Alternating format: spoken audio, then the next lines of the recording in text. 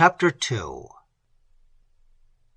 If you will patiently dance in our round, and see our moonlight revels, go with us.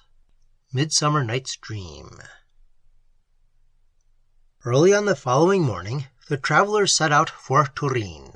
The luxuriant plain that extends from the feet of the Alps to that magnificent city was not then, as now, shaded by an avenue of trees 9 miles in length, but plantations of olives, mulberry, and palms, festooned with vines, mingled with the pastoral scenery through which the rapid Po, after its descent from the mountains, wandered to meet the humble Doria at Turin. As they advanced towards the city, the Alps, seen at some distance, began to appear in all their awful sublimity, chain rising over chain in long succession, their higher points, darkened by the hovering clouds, sometimes hid, and at other times seen shooting up far above them, while their lower steeps, broken into fantastic forms, were touched with blue and purplish tints, which, as they changed in light and shade, seemed to open new scenes to the eye. To the east stretched the plains of Lombardy, and the towers of Turin rising at a distance beyond the Apennines, bounding the horizon. The general magnificence of that city, with its vistas of churches and palaces, branching from the grand square, each opening to a landscape of the distant Alps or Apennines, was not only such as Emily had never seen in France, but such as she had never imagined. Montoni, who had been often at Turin, and cared little about views of any kind, did not comply with his wife's request that they might survey some of the palaces, but staying only till the necessary refreshments could be obtained, they set forward for Venice with all possible rapidity. Montoni's manner during this journey was grave and even haughty, and towards Madame Montoni he was more especially reserved. But it was not the reserve of respect, so much as of pride and discontent. Of Emily he took little notice. With Cavigni his conversations were commonly on political or military topics, such as the convulsed state of their country rendered at this time particularly interesting. Emily observed that, at the mention of any daring exploit, Montoni's eyes lost their sullenness and seemed instantaneously to gleam with fire, yet they still retained somewhat of a lurking cunning, and she sometimes thought that their fire partook more of the glare of malice than the brightness of valor, though the latter would well have harmonized with the high chivalric air of his figure, in which Cavigni, with all his gay and gallant manners, was his inferior. On entering the Milanese, the gentlemen exchanged their French hats for the Italian cap of scarlet cloth, embroidered, and Emily was somewhat surprised to observe that Montoni added to his the military plume, while Cavigni retained only the feather which was usually worn with such caps, but she at length concluded that Montoni assumed this ensign of a soldier for convenience, as a means of passing with more safety through a country overrun with parties of the military. Over the beautiful plains of this country the devastations of war were frequently visible. Where the lands had not been suffered to lie uncultivated, they were often tracked by the steps of the spoiler. The vines were torn down from the branches that had supported them, the olives trampled upon the ground, and even the groves of mulberry trees had been hewn by the enemy to light fires that destroyed the hamlets and villages of their owners. Emily turned her eyes with a sigh from these painful vestiges of contention to the Alps of the Grison, that overlooked them to the north, whose awful solitudes seemed to offer to persecuted man a secure asylum. The travelers frequently distinguished troops of soldiers moving at a distance, and they experienced at the little inns on the road the scarcity of provision and other inconveniences which are a part of the consequence of intestine war. But they had never reason to be much alarmed for their immediate safety, and they passed on to Milan with little interruption of any kind, where they stayed not to survey the grandeur of the city, or even to view its vast cathedral, which was then building. Beyond Milan, the country wore the aspect of a ruder devastation, and though everything seemed now quiet, The repose was like that of death, spread over features which retained the impression of the last convulsions. It was not till they had passed the eastern limits of the Milanese that the travellers saw any troops since they left Milan, when, as the evening was drawing to a close, they descried what appeared to be an army winding onward along the distant plains, whose spears and other arms caught the last rays of the sun.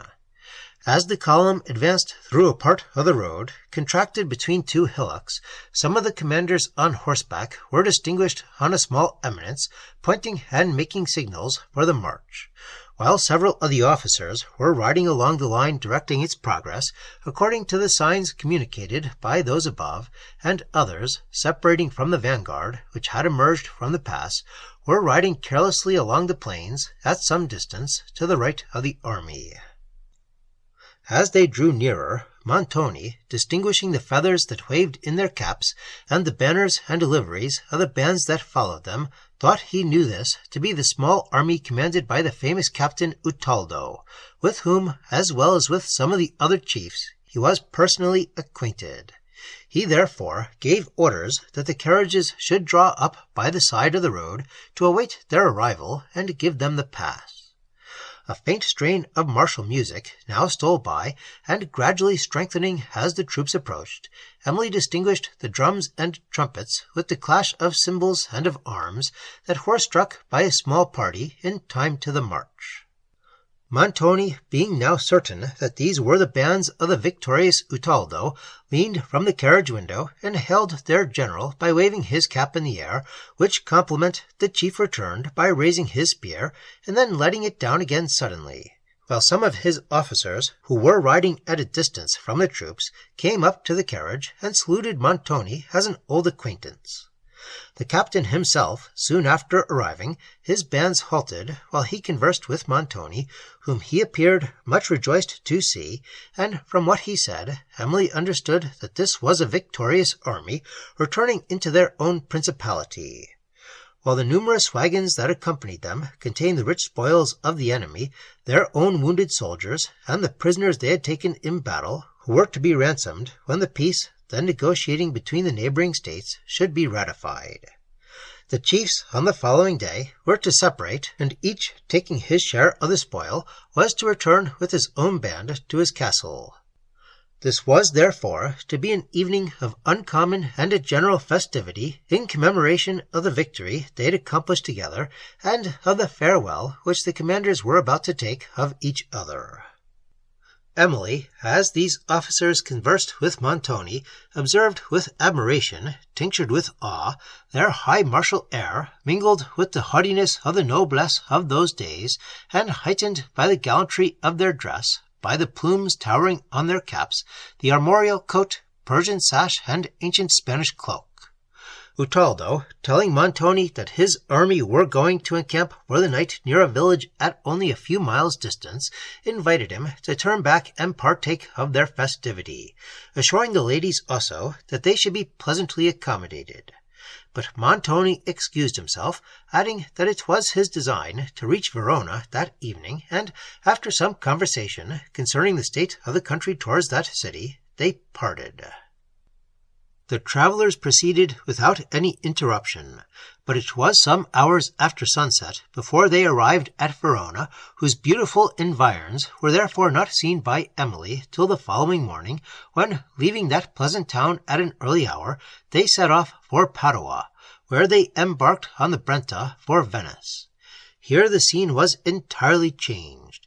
No vestiges of war, such as had deformed the plains of the Milanese, appeared. On the contrary, all was peace and elegance. The verdant banks of the Brenta exhibited a continued landscape of beauty, gaiety, and splendor. Emily gazed with admiration on the villas of the Venetian noblesse, with their cool porticos and colonnades, overhung with poplars and cypresses of majestic height and lively verdure, on their rich orangeries, whose blossoms perfumed the air, and on the luxuriant willows that dipped their light leaves in the wave, and sheltered from the sun the gay parties whose music came at intervals on the breeze. The carnival did, indeed, appear to extend from Venice along the whole line of these enchanting shores. The river was gay with boats passing to that city, exhibiting the fantastic diversity of a masquerade in the dresses of the people within them, and towards evening groups of dancers frequently were seen beneath the trees. Cavigni, meanwhile, informed her of the names of the noblemen to whom the several villas they passed belonged, adding light sketches of their characters, such as served to amuse rather than to inform, exhibiting his own wit instead of the delineation of truth. Emily was sometimes diverted by his conversation, but his gaiety did not entertain Madame Montoni as it had formerly done. She was frequently grave, and Montoni retained his usual reserve. Nothing could exceed Emily's admiration on her first view of Venice, with its islets, palaces, and towers rising out of the sea, whose clear surface reflected the tremulous picture in all its colors.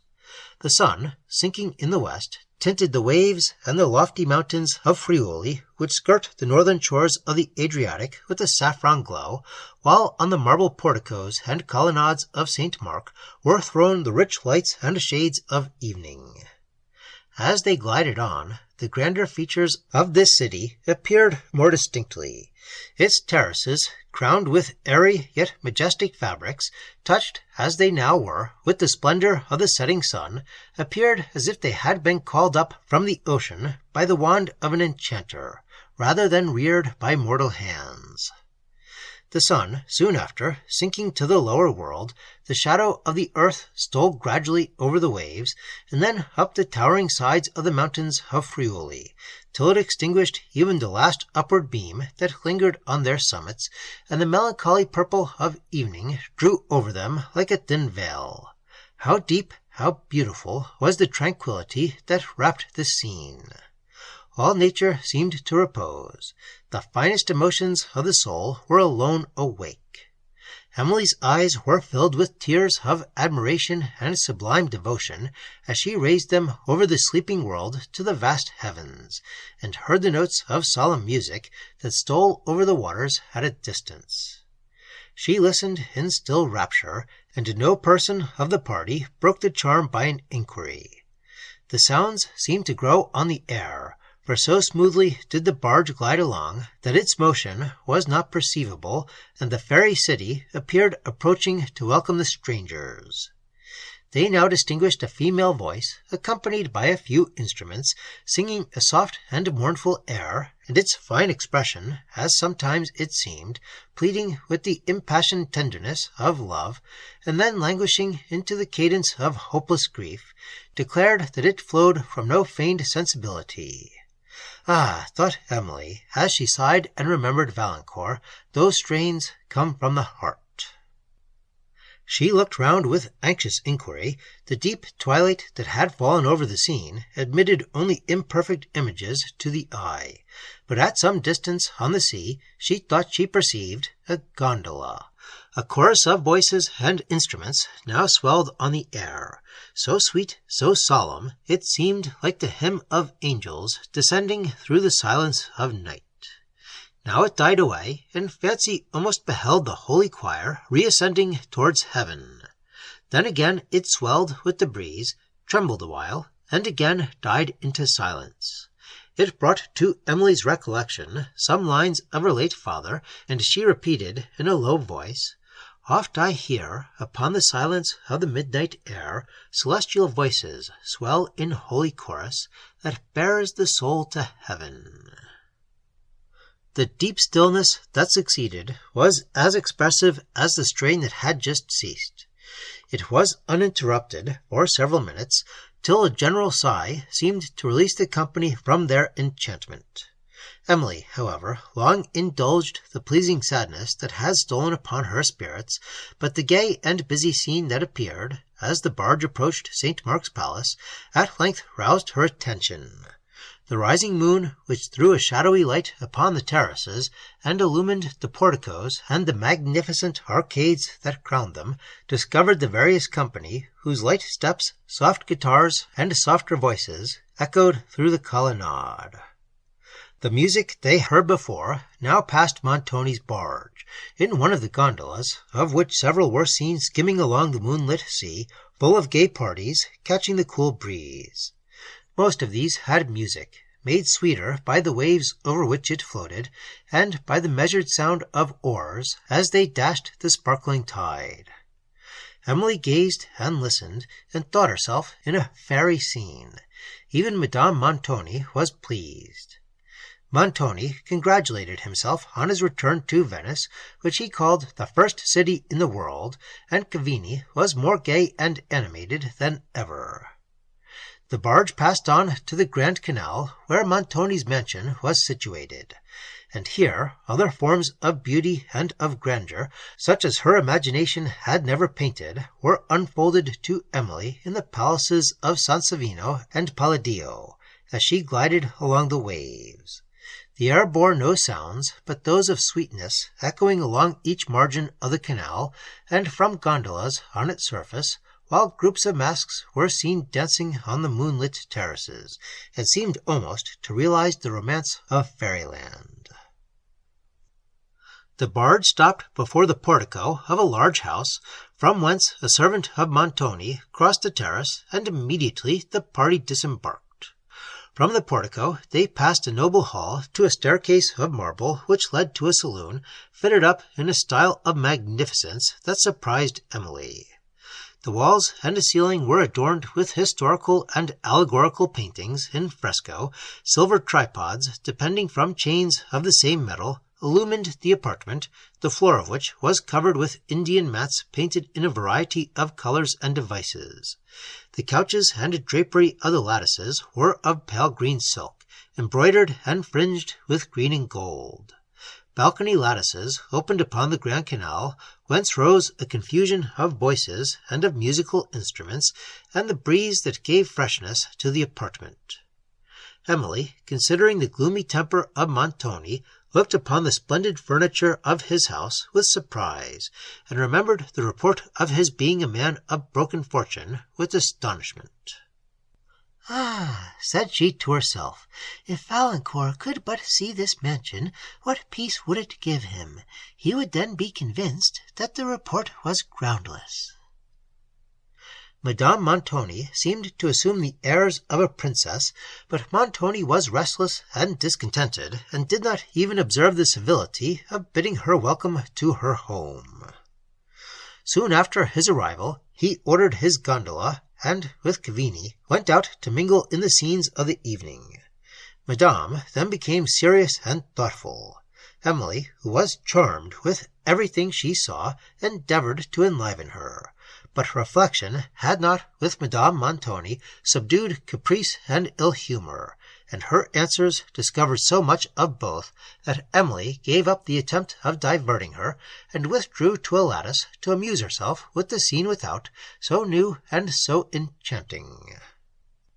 The first object that attracted her notice was a group of dancers on the terrace below, led by a guitar and some other instruments.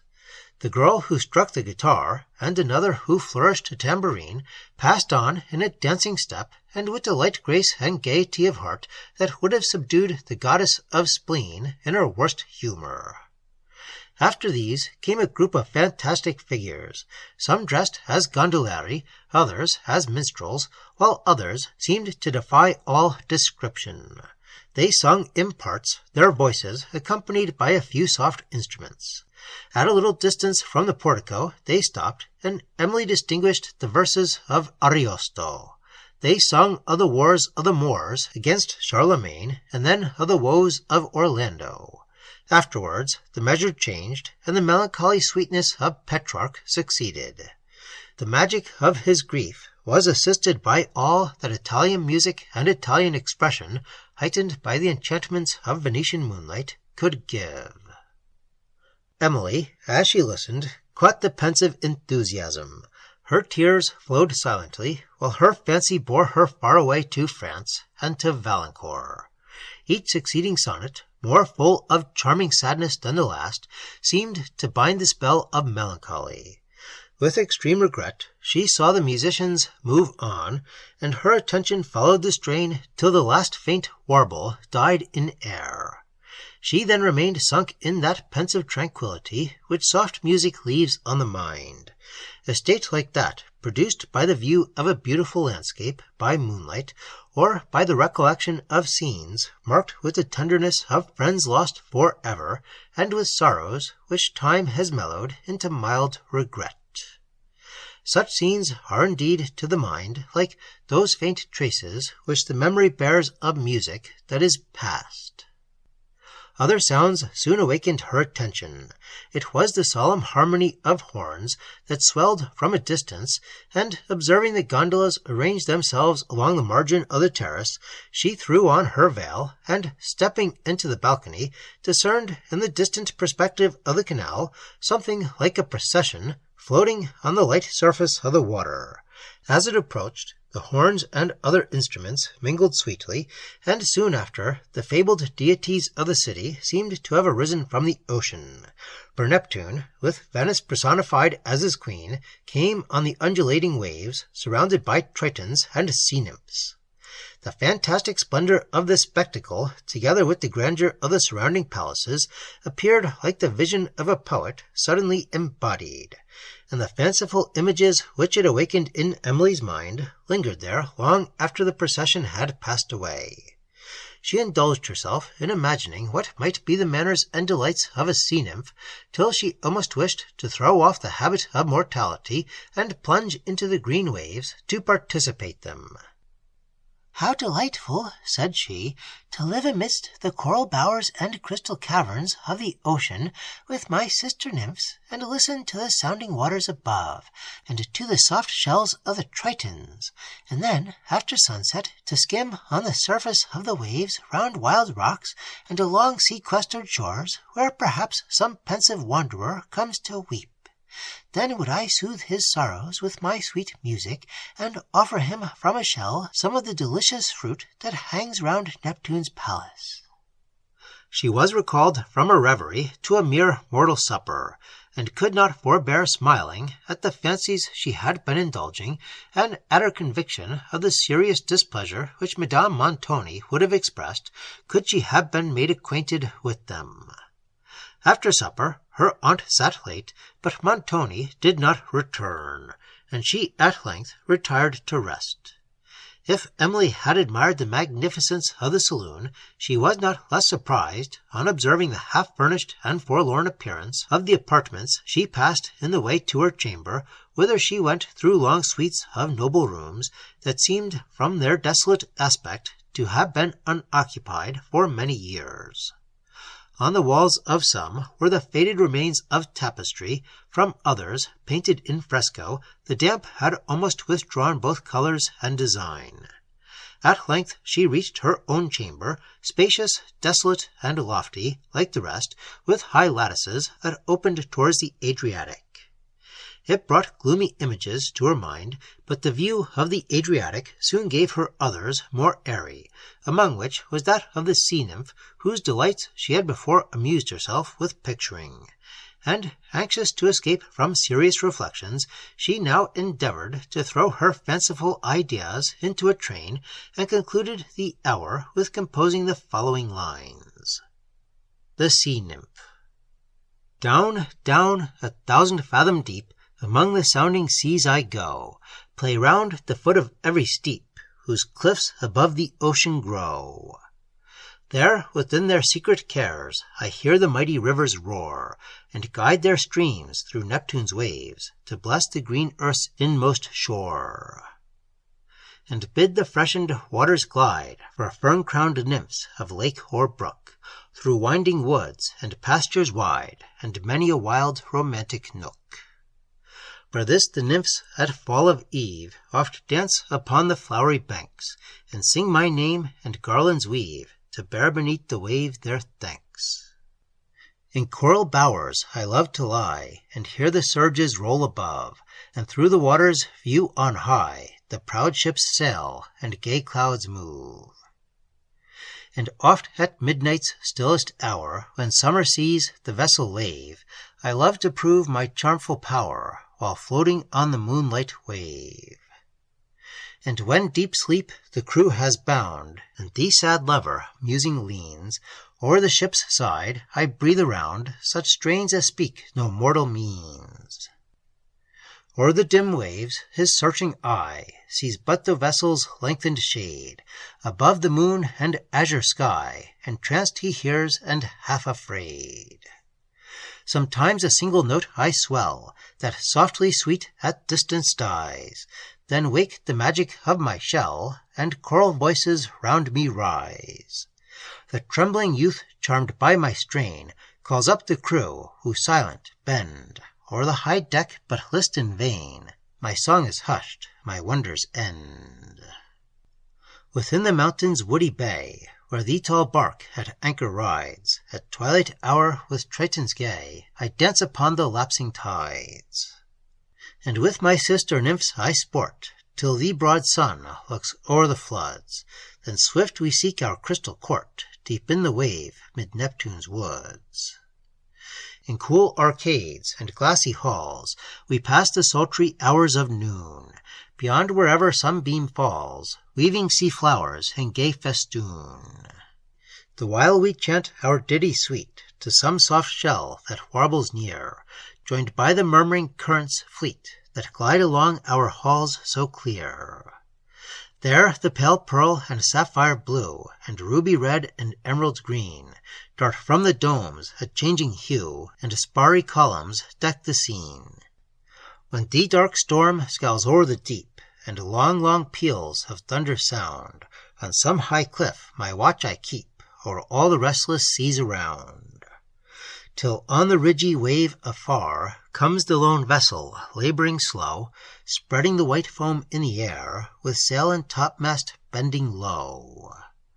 Then plunge I, mid the ocean's roar, my way by quivering lightnings shown, to guide the bark to peaceful shore, and hush the sailor's fearful groan. And if too late I reach its side, to save it from the whelming surge, I call my dolphins o'er the tide, to bear the crew where isles emerge. Their mournful spirits soon I cheer, while round the desert coast I go, with warbled songs they faintly hear, oft as the stormy gust sinks low. My music leads to lofty groves, that wild upon the sea bank wave, where sweet fruits bloom, and fresh spring roves, and closing boughs the tempest brave. Then from the air spirits obey my potent voice they love so well, and on the clouds paint visions gay, while strains more sweet at distance swell.